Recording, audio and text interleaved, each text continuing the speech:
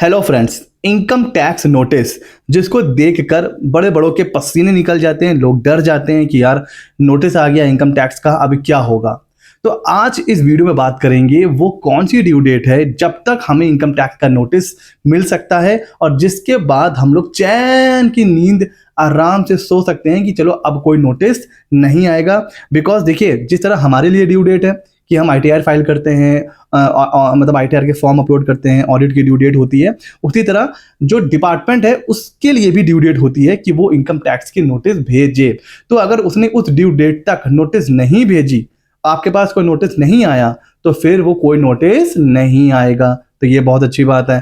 तो आज हम उसी ड्यू डेट के बारे में चर्चा करेंगे कि भाई अगर ड्यू डेट तक नोटिस नहीं आता है तो फिर आप आराम से मौज कर सकते हो। फटाफट चलते हैं आगे। देखिए, जब आप ITR फाइल करते हो तो जो सबसे बेसिक आप कह सकते हो आपको नोटिस आता है वो आता है रेगुलर स्क्रूटनी का।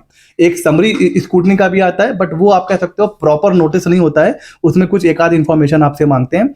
बट जो फर्स्ट डिटेल का थोड़ा बहुत जो होता है स्क्रूटनी आपकी होती है वो होती है रेगुलर स्क्रूटनी की। इसकी ड्यू डेट की अगर बात करें तो ये होती है सर विद इन 3 मंथ्स। 3 महीने के अंदर आपको नोटिस आ जाता है। ठीक है, आ सकता है। किस 3 महीने के अंदर sir? From the end of the financial year in which income tax return filed. जिस भी फाइनेंशियल ईयर में आप अपना रिटर्न फाइल करते हो, अब फिर से सुनिए, फाइनेंशियल ईयर का नहीं, जिस फाइनेंशियल ईयर में ITR फाइल करते हो वहां से 3 महीने 3 मंथ्स। जैसे फॉर एग्जांपल अभी हमारा फाइनेंशियल ईयर 24-25 है, इसकी ड्यू डेट एक्सटेंड हो गई है 15 सितंबर तक, हमें पता है। अब अगर हम 15 सितंबर तक ITR फाइल कर दें तो वो किस फाइनेंशियल ईयर का है तो 24-25 का, बट वो किस फाइनेंशियल ईयर में फाइल हो रहा है? 25-26 में। अब ये कहां पर एंड होगा सर? 31 मार्च 2020 आई थिंक 6 में एंड होगा। ठीक है, 2026 में। तो जो ड्यू डेट होगी वो होगी 31 मिनट। यहां पर हो गई है हमसे टाइपिंग की मिस्टेक, ये हो जाएगा 26। ठीक है सर, नो इशू। तो अगर आपने 15 सितंबर तक अपना ITR फाइल कर दिया है, फाइनेंशियल ईयर होगा 25-26, वो कहां पर एंड होगा? वो एंड होगा सर 31 मार्च 2026 को।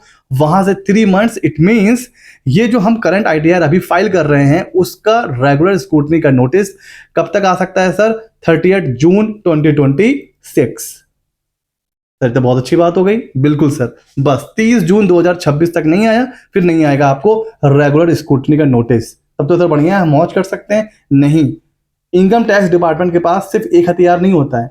अगर वो चाहे तो रेगुलर स्क्रूटनी का नोटिस भेज सकता है, और अगर वो चाहे तो सबसे डिटेल और सबसे खतरनाक, अगर आपको इनकम स्केपिंग असेसमेंट का नोटिस आ गया तो समझ लीजिए कुछ बहुत ही बुरा होने वाला है। मतलब ये जो नोटिस आता है ये तब आता है जब डिपार्टमेंट को पक्का एविडेंस हो, रीजन टू बिलीव हो कि सामने वाला पर्सन ने कुछ ना कुछ गड़बड़ी कर रखी है। अब रीजन टू बिलीव कैसे भी हो सकता है?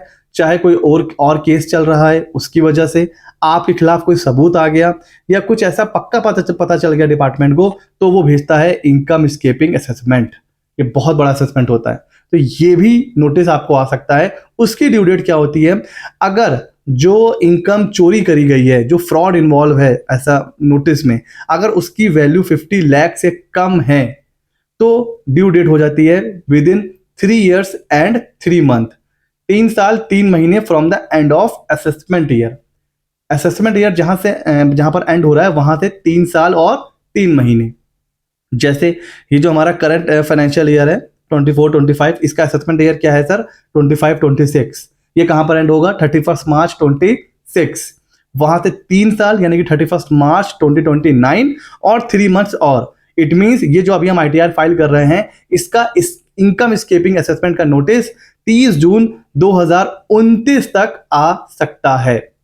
ठीक है सर, और अगर 50 लाख से ऊपर का केस इन्वॉल्व है सर तो यही लिमिट बढ़ के हो जाती है 5 साल और 3 महीने, 5 years and 3 month। तो 2 साल से ये बढ़ जाती है। तो जब नोटिस की ड्यू डेट बढ़ गई 2 साल से, इट मींस कि ये जो नोटिस अगर 50 लाख से ऊपर का केस है तो फिर आपको नोटिस आ सकता है 30 जून 2031, 30 जून 2031 तक। ठीक हो गया। तो ये जो फाइनेंशियल का अभी हम ITR फाइल कर रहे हैं जिसकी ड्यू डेट चल रही है, ये उसकी बात हो रही है। तो अगर मैं करंट सिनेरियो की बात करूं तो किस फाइनेंशियल ईयर वालों को चैन से रहना है, तो सर फाइनेंशियल ईयर 18-19 इसकी चाहे इनकम स्केपिंग असेसमेंट 50 लाख से नीचे हो या ऊपर हो, दोनों ही केस की जो ड्यू डेट है वो निकल चुकी है, क्योंकि उसकी ड्यू डेट थी 30 जून 2025। अब ये ड्यू डेट ओवर हो चुकी है। तो अब फाइनेंशियल ईयर 18-19 वाले जिनका रिटर्न 18-19 तक फाइल है उनको अब नोटिस नहीं आ सकता। तो आप मतलब टेंशन मत लीजिए। हाँ, आपको बहुत बड़ा फ्रॉड इन्वॉल्व हो गया, CBI ED का छापा पड़ गया, वो बात अलग है। नॉर्मल इनकम स्केपिंग असेसमेंट की बात हो रही है कि भाई 18-19 का नोटिस अगर आपको अभी तक नहीं आया है तो अब नहीं आएगा, अब आप एंजॉय कर सकते हो। अच्छा सर, कुछ लोग नोटिस आता रहता है रिप्लाई नहीं करते हैं, फिर आप तो ड्यू डेट की बात कर रहे हो कि ड्यू डेट तक अगर नोटिस आ भी गया और रिप्लाई नहीं किया तो आता है ब्रह्मास्त्र। ब्रह्मास्त्र होता है, वो है इनकम टैक्स डिपार्टमेंट का बेस्ट जजमेंट असेसमेंट। वो नोटिस भेज रहा है, आप इग्नोर कर रहे हो, वो नोटिस भेज रहा है, आप इग्नोर कर रहे हो, उसको बुरा लग जाता है। डिपार्टमेंट को बुरा लग गया ना कि यार मैंने इतनी बार इसको बुलाया बट वो आया ही नहीं। जब वो आया ही नहीं तो फिर वो करेगा अपने ब्रह्मास्त्र का यूज और करेगा बेस्ट जजमेंट असेसमेंट। जजमेंट से क्या मतलब समझ में आ रहा है कि भाई वो आपको जज करेगा, जो इंफॉर्मेशन उसके पास है वो उसी हिसाब से आपका असेसमेंट करेगा। हो सकता है अगर आप नोटिस का रिप्लाई करते तो 2-4 लाख में मामला निपट जाता, बट अब हो सकता है 15 लाख 20 लाख।